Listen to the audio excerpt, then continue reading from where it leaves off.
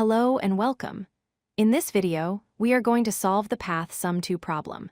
This is a classic binary tree interview question that tests your understanding of depth first search and backtracking. Let's start by understanding the input and output. We are given a binary tree and a target integer sum. Our goal is to find all root-to-leaf paths where the sum of the node values equals that target. Unlike the simpler path sum1 problem, which just returns true or false, here we must return a list containing all the valid paths found. Here is a visual representation. If our target sum is 22, we start at the root node 5. One valid path goes from 5 to 4 to 11 and finally to 2. 5 plus 4 plus 11 plus 2 equals 22. We need to traverse the entire tree to ensure we catch every single path that satisfies this condition. Before we code, let's clarify two important concepts. First, a root-to-leaf path must start at the top and end strictly at a node with no children. Stopping halfway is not allowed.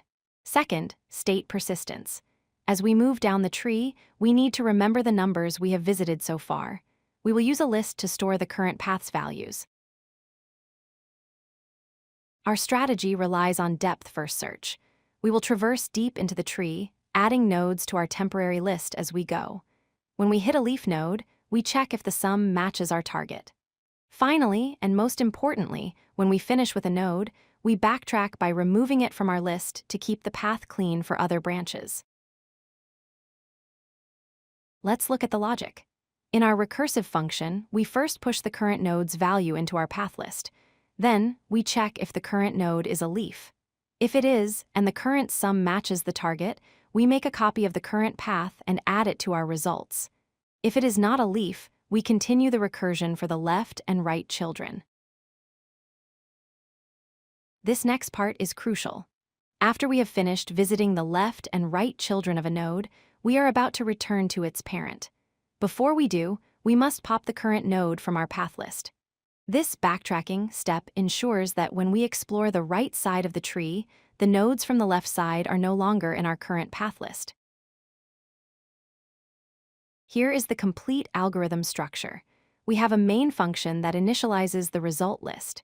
Then, a helper function handles the recursion. It pushes the node value, checks for the leaf condition, recurses left and right, and finally pops the value. Notice that when we find a valid path, we must add a copy of the list, not the reference, or else future changes would mess up our saved results. Regarding performance, the time complexity is big O of n because we must visit every node at least once. In the worst case, copying the path list for every leaf can add some overhead. The space complexity is proportional to the height of the tree, big O of h, which is used for the recursion stack and storing the current path. To wrap up, remember these 4 points. Use depth-first search to explore. Maintain a list for the current path. Only validate sums at leaf nodes. And always backtrack by removing the last node before returning. Mastering this pattern will help you solve many similar tree problems. If you like this video, hit that like button and don't forget to subscribe. Visit codelucky.com for more such useful content.